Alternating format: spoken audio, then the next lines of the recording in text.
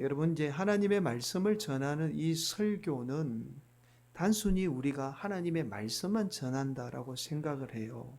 그러나 반드시 하나님의 말씀을 해석하는 이 해석이 먼저 선행이 되어야 합니다. 그리고는 하나님의 말씀을 전하게 되죠. 그래서 우리가 이제 일반 학문 중에 해석학이라는 학문이 있죠. 이 해석학이라는 학문은 원래 이 성경을 해석하는 것에서부터 출발하고 또 발전한 학문입니다. 지금은 이제 일반 학문으로 구분이 되어 있지만 원래는 이 성경을 해석하는 것에서부터 출발이 되었습니다. 과거에는 성경을 해석할 때에 오로지 이 텍스트죠. 본문이 굉장히 중요하다라고 여겼습니다.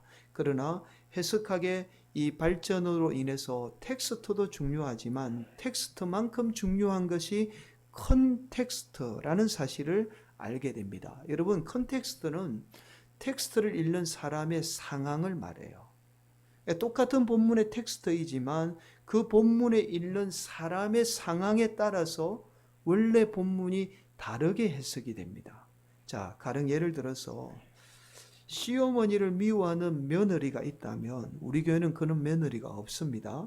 며느리가 있다면 원수를 사랑하라는 예수님의 말씀을 시어머니를 사랑하라는 말씀으로 받아들이게 됩니다. 자, 또한 우리 친구들 가운데 반에서 유독 미운 친구가 있잖아요. 미운 친구가 있다면 원수를 사랑하라는 이 예수님의 말씀이 그 미워하는 친구를 사랑하라는 말씀으로 받아들이게 되죠. 또한 직장 가운데 있는 우리 성도들이라면 직장에서 나를 괴롭히는 상사가 있다면 원수를 사랑하라는 이 예수님의 말씀이 그 상사를 사랑하라는 말씀으로 들려지게 될 겁니다. 또한 이런 일이 있으면 안 되는데요. 배우자가 너무 미워서 정말 꼴도 보기 싫은 성도가 있다면 원수를 사랑하라는 예수님의 말씀이 저 원수 예수님의 말씀이니까 그래도 내가 사랑해야지 이렇게 받아들이게 됩니다. 자신이 처해 있는 상황에 따라서 원수의 존재가 달라지게 되고 또한 해석이 다르게 되는 거죠. 그래서 우리가 함께 나누고 있는 예수님의 말씀이죠. 복음서 저자가 처해 있는 상황에 따라서 예수님의 말씀이 새롭게 들려지게 되었던 겁니다. 그래서 복음서마다 똑같은 예수님의 사건을 기록하면서 조금씩 다른 해석을 낳게 된 거죠. 여러분, 서두에서 이 텍스트와 이 컨텍스트에 대해서 말씀을 드리는 이유가 있습니다. 여러분, 오늘 우리가 함께 나누게 될 이 칠병이어의 기적의 사건이죠. 떡 7개와 물고기 2마리로 4,000명을 먹인 사건을 칠병이어의 사건이라고 합니다. 이 기적의 사건은 이 텍스트 차원에서 살펴보게 되면 오병이어의 사건과 별반 다르지 않은 사건에 불과하죠. 기적에 불과합니다. 똑같은 형태의 기적이 반복해서 일어난 사건입니다. 전혀 새롭거나 다르지 않은 말씀이죠. 더 놀라운 사실은 이러한 텍스트 차원에서 바라보게 되면 오늘 본문의 사건이 우리와는 전혀 무관한 아무 관계가 없는 기적의 사건에 불과해요. 그러나 앞서서 말씀을 드렸듯이 컨텍스트 차원에서 초대교회의 상황에서 오늘 말씀을 살펴보게 되면 이 700여의 기적보다 더 놀라운 기적의 말씀이라는 사실을 깨닫게 됩니다. 자, 더 놀라운 사실은 그 사실을 우리가 깨닫게 되면 오늘을 사는 우리에게 실제로 이 칠병의 기적을 경험하게 되는 놀라운 은혜가 임하게 됩니다. 사랑하는 성도 여러분, 오늘 하나님이 우리에게 주시는 말씀을 통해서 칠병이어보다 더 놀라운 기적들을 경험하는 복된 성도들이 되시기를 간절히 축원을 드립니다. 네, 먼저 예수님은 지난 시간에 우리가 살펴보았듯이 두루와 시돈에서 다시 갈릴리 이 호숫가로 돌아오게 되죠. 29절입니다. 예수께서 거기서 떠나서 갈릴리 호숫가에 이르러 산에 올라가 거기 앉으시니 예수님이 다시 두루와 시돈에서 돌아와서 갈릴리가 보이는 이 호숫가 산에 올라 앉으신 거죠. 그런데 많은 무리가 이 두루와 시돈 지역에서 예수님을 따라오게 돼요. 조금 이따가 살펴보겠습니다만 그 길이 사흘 길입니다. 꼬박 3일을 걸어서 예수님을 따라오게 된 거예요. 이들이 사흘 길을 마다하지 않고 예수님을 따라오게 되죠. 왜냐하면 예수님이 두루와 시돈에서 베푼 지난 시간에 이 가나안 여인의 딸을 고친 사건으로 인해서 많은 무리가 병자를 이끌고 고침을 받기 위해서 이 사흘 길을 마다하지 않고 예수님을 따라오게 되었던 거예요. 30절 한번 보시겠습니다. 큰 무리가 다리 저는 사람과 장애인과 맹인과 말 못하는 사람과 기타 여럿을 데리고 와서 예수의 발 앞에 앉힘에 고쳐주시니, 질병으로 인해서 아픔에 있던 많은 사람을 사랑하는 자녀가 부모를 데리고 오기도 하고요.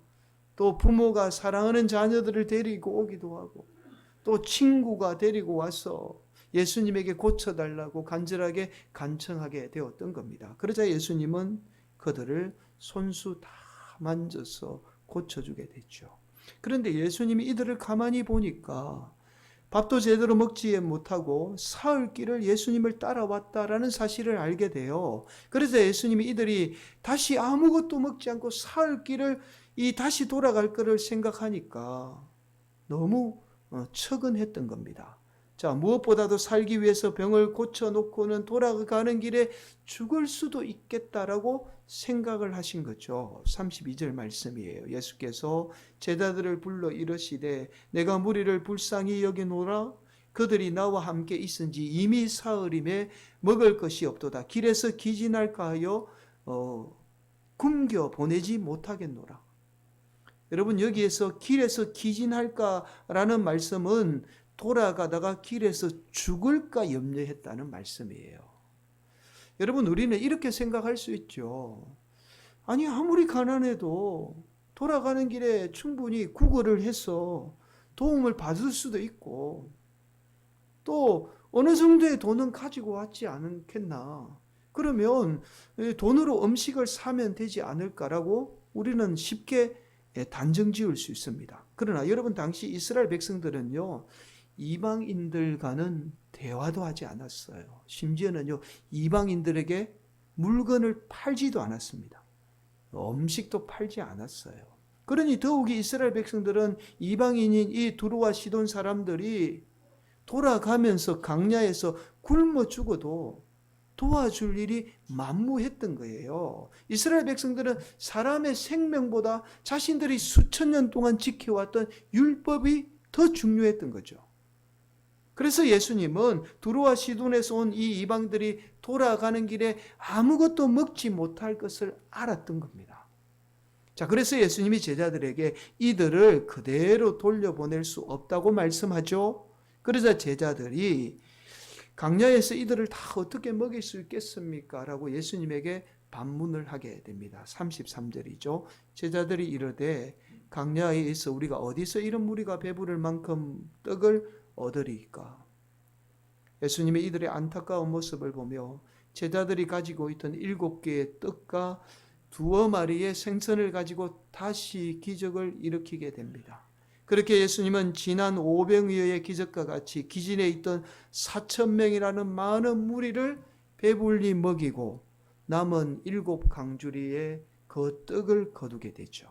그리고는 예수님이 이들을 다시 두루와 시돈 지역으로 돌려보내게 됩니다. 39절 말씀, 예수께서 무리를 흩어 보내시고 배에 오르사 마가단 지경으로 가시니라. 여기 흩어 보냈다는 말씀이 원문에 보면 다시 돌려보냈다, 두루와 시돈으로 다시 돌려보냈다라는 말씀이에요.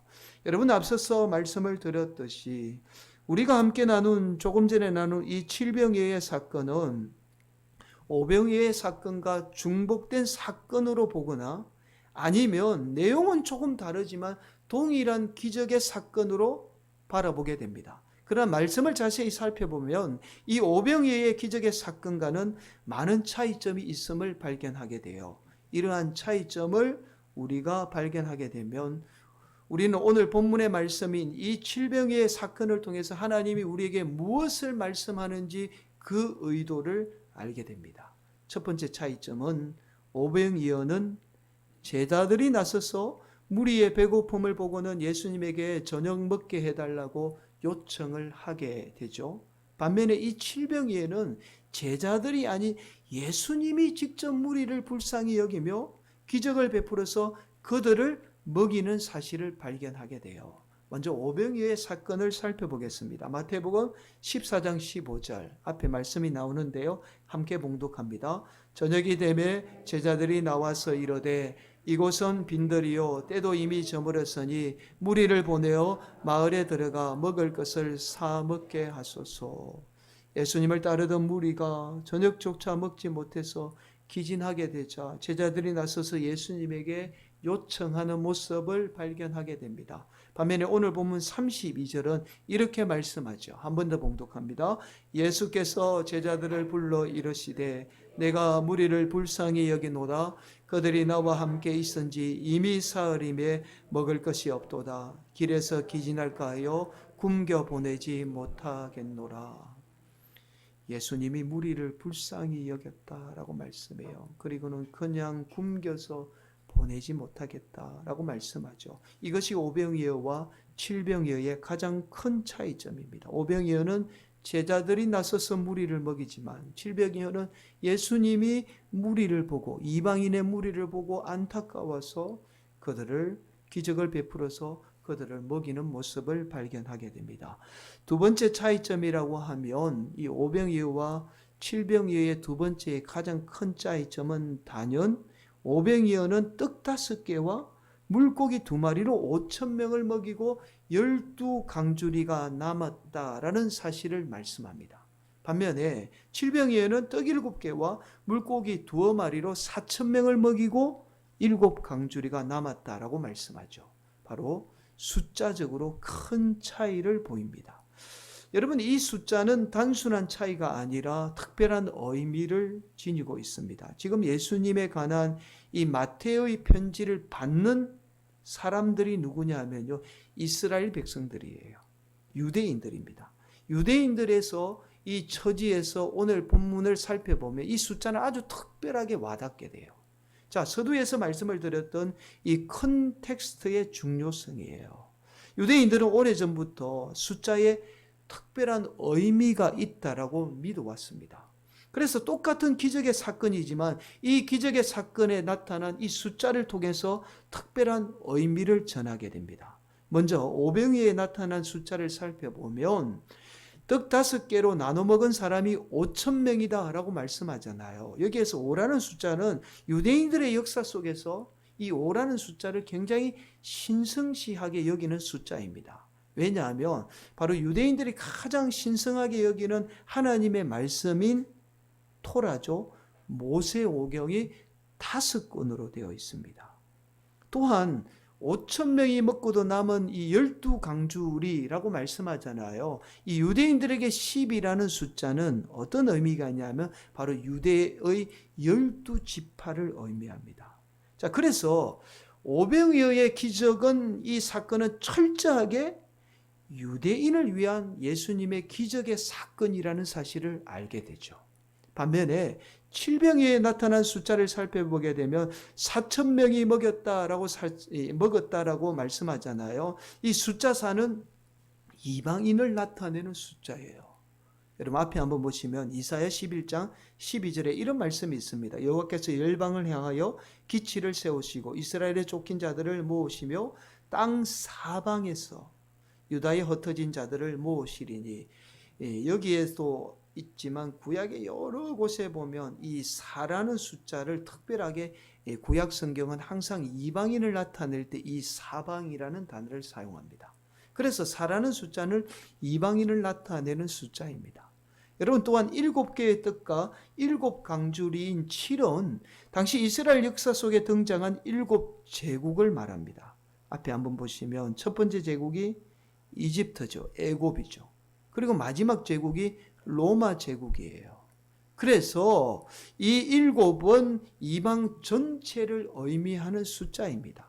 자, 이러한 사실을 종합해 보면 예수님이 베푼 이 2개의 기적 사건 가운데 오병이어의 기적의 사건은 유대인을 위한 기적의 사건이었다면 반면에 오늘 우리가 함께 나누고 있는 이 칠병이의 사건은 유대인이 아닌 이방인을 위해서 베푼 기적의 사건이라는 사실을 우리는 알게 됩니다. 자, 그래서 마가복음에 의하면 오늘 본문의 사건이 일어난 곳이 데가볼리다라고 그렇게 기록을 하고 있어요. 여러분 마가복음 7장 31절에 보면 예수께서 다시 두로 지방에서 나와 시돈을 지나고 데가볼리 지방을 통과하여 갈릴리 호수에 이르시매.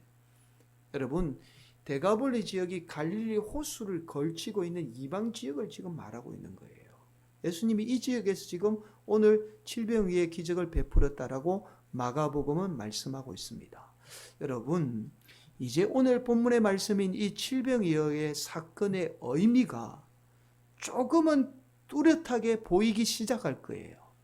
여러분 우리가 지난 시간에 예수님이 마치 당시 이스라엘 백성들이 개 취급하던 가나안 여인을 고친 사건을 통해서 이 이방 여인의 이 고친 사건은 단순히 하나의 기적의 사건이 아니라 초대교회에 큰 이정표를 남긴 사건이라는 말씀을 드렸죠. 바로 이방인에게 복음을 전해야 할 이유를 제시해 준 사건이에요. 가나안 여인의 사건을 통해서 이방인에게 복음을 전해야 하는 이유를 제시했다면 오늘 본문의 이 칠병이의 사건은 이방인에게 복음을 전할 뿐만 아니라 심지어 당시 율법을 어기고 이방인을 먹이며 돌보았던 이 예수님의 모습을 통해서 초대교회는 단순히 이방인에게 복음을 전하는 그 차원을 넘어서 이방인을 돌보고 베풀어야 할 사명이 있다는 사실을 깨닫게 해준 사건이 바로 이 칠병이의 사건이에요. 그래서 마가복음도 마찬가지고 오늘 본문도 마찬가지예요. 바로 가나안 여인 사건 이후에 이 사건을 기록하고 있습니다. 여러분 이스라엘 백성 하면 누구나 다 알고 있듯이 어릴 적부터 철저하게 자녀를 교육해요. 교육하면 이스라엘이잖아요. 그래서 자녀들은 태어나면서부터요, 이 할례를 받으며 이스라엘 자신들이 이 정체성인 이 유대인이라는 사실을 몸소 습득하게 돼요. 몸으로 교육을 받게 되는 겁니다. 이스라엘 백성들이 자신들이 유대인이라는 이 정체성을 가지게 된 데는 하루아침에 이루어진 게 아니에요. 수천 년을 거쳐서 이어서 오면서 습득이 된 겁니다. 그래서 쉽게 깰 수가 없는 거예요. 그러나 바로 이스라엘 백성들이 수천 년 동안 이 습득된 잘못된 고정관념을 깬 사건이 바로 이 칠병이어의 사건이에요. 단순한 사건이 아닙니다. 단순한 기적의 사건이 아니에요. 이방인들과 함께 식사하면 안 되고 대화해도 안 되고 더군다나 이방인들을 돌봐서는 안 되는 자신들만의 이 고정관념을 철저하게 깨트린 사건이 바로 이 칠병이어의 사건이에요. 그래서 칠병이어의 사건은 사건 그 자체만으로도 놀라운 기적의 사건이지만 더 놀라운 기적은 초대교회는 당시 대부분 유대인들이었잖아요. 초대교회가 예수님을 따라서 자신들의 고정관념을 철저하게 깨뜨리고 이방인에게 복음을 전할 뿐만 아니라 그들과 함께 교제하며 그들을 돌보는 이방인이 그들에게 혐오의 대상이 아니라 사랑의 대상으로 바뀐 겁니다. 여러분 놀랍게도 초대교회는 이 칠병의 진정한 의미를 깨닫지 못했을 때는요, 반쪽짜리 교회에 불과했어요. 교회는 예수님의 사랑을 외치면서도요, 자신들만을 위한 이기적인 집단이었습니다. 여전히 유대인들처럼 자신들만을 위한 예수님을 섬기고 있었던 거예요. 유대인과 전혀 다르지 않는 하나님을 섬겼던 거죠. 그러나 초대교회가 이 예수님을 통해서 예수님이 이방인에게 베푼 이 칠병이어의 진정한 의미를 깨닫게 되자 교회는 자신들만을 위한 교회가 아니라 이방인마저도 하나님의 거룩한 백성임을 깨닫고 이방인들에게까지 예수님의 사랑을 실천하는 진정한 교회로 거듭나게 됩니다. 사랑하는 성도 여러분, 이것이 진정한 기적이죠. 당시 초대교회는 칠병이의 기적보다 더 놀라운 기적을 경험하게 돼요. 이 칠병이의 기적의 사건 의미를 깨닫게 되자 초대교회는 더 놀라운 기적을 경험하게 됩니다. 그들이 수천 년 동안 습득된 잘못된 고정관념의 틀을 깨고 전 세계적으로 복음을 전하며 수많은 영혼을 구원하는 진정한 성도로 교회로 거듭나게 되었던 겁니다. 이것이 칠병이의 사건보다 더 놀라운 기적의 사건이죠. 여러분, 지난번에 말씀을 드렸던 베르그송의 도덕과 종교의 두 원천이라는 이 책에 의하면 우리가 학교에서 배우는 교육이 또 자라면서 이 습득된 옳고 그름이라는 도덕의 기준이요. 도덕이라는 이 기준이 철저하게 가진 자에 의해서 기준이 정해져요. 그렇게 가진 자는 자신이 더 많이 가지려고 또 자신의 지위를 유지하기 위해서 가지지 못한 자들을 도덕이라는 윤리를 통해서 교육이라는 수단으로 억압하는 거예요. 우리가 잘 알고 있는 선과 이 악의 기준마저도 가진 자들을 위한 기준이 되고 만 거죠. 변질이 된 거예요. 자, 그래서 우리가 학교뿐만 아니라 자라면서 습득한 많은 것들이 실제로 잘못된 고정관념 속에서 우리가 통제를 받으며 살아요. 우리는 모르는데 그 가르침 속에 우리를 통제하고 억압하고 있는 거예요. 그래서 가지지 못한 자들은 여전히 가지지 못한 고통 가운데 억압 가운데 살아가게 되는 겁니다. 여러분, 우리가 자라면서 습득된 잘못된 고정관념의 대표적인 경우가 바로 지역 감정이에요. 여러분, 우리가 자라온 지역에 따라서 나도 모르게 지역 감정이라는 것이 학습이 돼요. 저도 그런 것들이 많이 학습이 되어 있더라고요. 그렇게 우리는 고정관념의 틀 속에 우리 스스로 가두어 버립니다. 반대편에 있는 사람들의 이야기 들으려고도 하지 않아요. 옳고 그름이 중요하지 않아요. 여전히 여러분 한번 선거 결과 한번 보세요. 안타까운 것은 오늘날 한국교회가 이러한 지역 감정을 앞서서 조작하고 있다는 사실이에요. 한국교회 대표적인 몇몇 교회들은요, 지역 감정을 교회 성장에 교묘하게 이용합니다. 한국의 대표적인 성장한 교회를 보면 담임 목사가 의도적으로 사투리를 쓰면서, 저는 의도적으로 쓰는 게 아니에요. 제가 사투리가 안 고쳐져서 그런 거예요. 사투리를 쓰면서 지역색을 드러내죠. 그렇게 지역이 같은 사람들을 끌어모으는 거죠. 사랑하는 성도 여러분, 우리가 합숙된 고정관념에서 벗어나 초대 교회처럼 오직 예수님을 따르는 성도가 되어야 합니다. 그럴 때 우리 가운데 칠병이의 진정한 기적은 다시 역사 속에, 한국교회의 역사 속에 반복되어 일어나게 돼요. 이미 사흘임에 이미 우리 주위에는 지금도 예수님을 알지 못해서 기진해 있는 수많은 영혼이 있어요. 이미 가난과 굶주림뿐만 아니라 잘못된 간섭과 고정관념에 사로잡혀 옳고 그름마저도 분별하지 못하며 허덕이는 수많은 영혼이 있습니다. 이미 우리 민족 가운데는 지역의 갈등과 이념의 갈등으로 인해서 허덕인 지가 사흘이 지났어요. 이제 아사 직전에 있다고요, 지금. 이제는 우리 성도들이 한국교회가 칠병의 진정한 의미를 깨달아 새롭게 거듭났어. 그들을 섬기며 돌보며 그들에게 예수님의 사랑을 실천해야 합니다.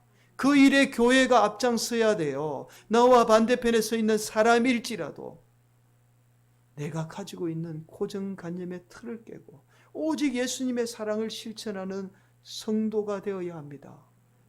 그럴 때 저와 여러분의 삶을 통해서 수많은 영혼을 구원하는 놀라운 기적은 다시 일어나게 돼요. 이것이 바로 칠병의의 진정한 기적의 의미입니다.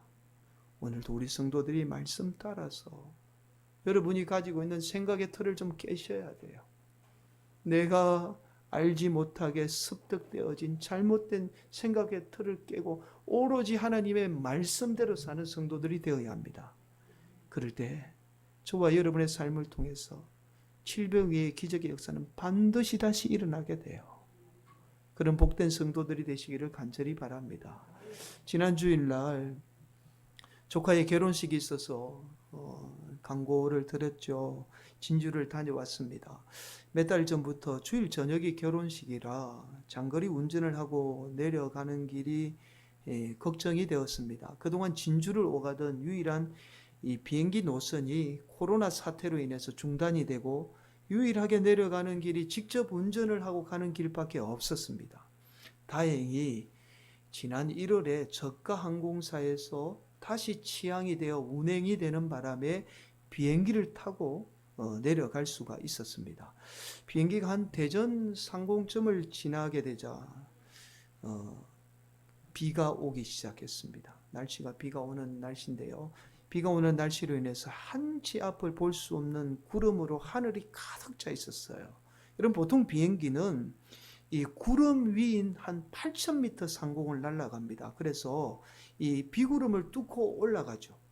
대부분 아무리 비가 와도 이 8,000m 상공에는 맑은 하늘을 보게 돼요. 그런데 그날은 제가 여러 번 비행기를 타봤습니다. 그런데도 그날처럼 유독 한치 앞을 볼 수 없을 정도의 그런 경험은 처음이었어요. 그러니까 구름이 뒤덮여서 정말 한치 앞도 볼 수 없었던 겁니다. 몇 번의 기류의 불안정으로 인해서 비행기가 흔들리게 되자 저의 마음에 불안함이 밀려오기 시작했습니다. 저에게 불안함이 밀려오게 된 원인이 있어요. 제가 몇 년 전에 막내 아들과 함께 일본의 기독교 순교지인 이 우리가 잘 아는 엔도 슈사교의 침묵의 배경지인 나가사키를 제가 방문하고 온 적이 있습니다. 이때 일본에서 돌아오는 비행기 속에서 심한 기류를 만나 고생한 적이 있습니다. 여러분, 보통 비행기가 난기류를 만나면 짧게는 한 5분, 10분이면 비행기가 심하게 흔들리다가 그 지역을 벗어나면 끝이 나잖아요. 그런데 그날은 일본에서 돌아오는 길에 무려 한 30분에서 40분가량 비행기가 난기류 속에서 흔들리기를 반복했습니다. 심지어는요, 한 수십 미터씩 비행기가 뚝 떨어졌다가 다시 비행기가 오르기를 반복했어요. 기내에 있던 승객들도 처음에는 한두 번은 반응을 보이지 않다가 나중에는요, 비행기가 떨어질 때마다 막 온갖 비명을 여기저기서 지르기 시작하는데요. 그때 느꼈던 이 끝없이 반복되는 공포감은 이루 말로 표현할 수가 없었습니다. 이날 이후에 비행기를 타는 것에 대한 두려움이 조금 저 가운데 생겼어요.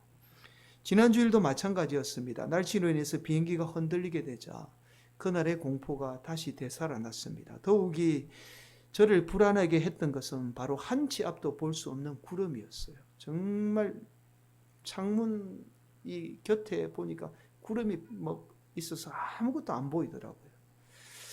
비행기가 착륙할 때도 구름이 있으면 이렇게 안 보이는데 비행기가 제대로 착륙할 수 있을까? 혹 비행기가 착륙을 못해서 다시 비행기가 돌아오는 것은 아닐까 하는 염려와 두려움으로 피곤한데도 도저히 잠을 이룰 수가 없었습니다.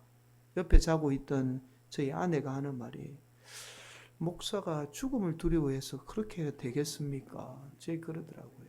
이것은 죽음을 두려워하는 차원이 아닌 거죠. 반복되는 것들에 대한 두려움이죠. 제가 그렇게 염려와 두려움으로 너무 피곤한데도 도저히 잠을 이룰 수가 없었어요. 그렇게 점점 이제 사천공항에 가까워지면서 저의 염려와 두려움은 현실이 되고 말았습니다. 비행기가 날아가면서 내릴 때 되면 랜딩 기어를 내리잖아요. 랜딩 기어 내리는 소리가 들려요. 들리는데도 밖의 상황은 전혀 나아지지 않았습니다. 그런데 거의 비행기가 땅에 다 내려앉을 쯤에 비가 그렇게 내리는 가운데도 하늘과 땅 사이에 짧은 공간이 눈에 들어왔습니다. 그리고는 그 짧은 공간 틈 사이로 비행기는 공항을 확인하고는요, 안전하게 내리는 것을 제가 보게 되었습니다. 여러분, 비행기가 이런 구전 날씨와 험악한 상황 속에서도 안전하게 착륙할 수 있는 것은 바로 GPS 덕분이에요. 여러분 차량에도 아마 GPS가 달려 있을 겁니다. 글로벌 포지셔닝 시스템이라고 해서 위성에서 GPS 위성에서 보내오는 신호를 통해서 이 운항하는 위성 항법 시스템을 말합니다. 이 GPS 덕분에 아무리 굳은 날씨와 한치 앞을 볼 수 없는 상황에서도 자신의 위치를 파악해서 안전하게 착륙하게 돼요. 사랑하는 성도 여러분, 저와 여러분의 인생도 마찬가지입니다. 여러분, 우리 인생은 복잡하고 다양한 세상으로 인해서 마치 한치 앞을 볼 수 없는, 우리가 무엇이 옳은지 그른지 조차도 분별하지 못하는 세상에 우리가 살고 있어요. 그래서 우리 생각대로, 우리 고정관념대로 살면 우리는 반드시 위험한 상황에 놓이게 돼요. 내가 정말 이 길이 맞다라고 생각했는데, 확신했는데, 어느 순간에 나도 모르는 잘못된 길에 우리가 서 있게 돼요. 내 의지와 상관없이 들어서게 되는 것이 오늘 저와 여러분이 사는 세상입니다. 그러나 우리 인생이 가장 복되고 안전한 삶을 사는 길은 오직 이 세상의 유일한 GPS인 하나님의 말씀대로 사는 길밖에 없어요. 우리 인생을 하나님의 말씀에 맡기는 길밖에 없습니다. 그 길이 가장 복되고 안전한 길이에요. 저와 여러분의 인생이 지금 한치 앞을 볼 수 없는 두려운 현실 가운데 놓여 있어도 하나님 말씀대로 살면 저와 여러분은 가장 안전하고 복된 길로 갈 수 있습니다. 이것이 바로 하나님이 우리를 말씀대로 이끄는 이유예요. 사랑하는 성도 여러분, 오늘도 우리 성도들이 잘못된 고정관념에서 벗어나 오직 하나님의 말씀대로 사는 복된 인생이 되시기를 간절히 바랍니다. 반드시 저와 여러분의 작은 삶의 역사 가운데도 질병의 기적은 다시 일어나 저와 여러분을 통해서 많은 영혼이 구원받는 놀라운 기적은 다시 일어날 줄 믿습니다.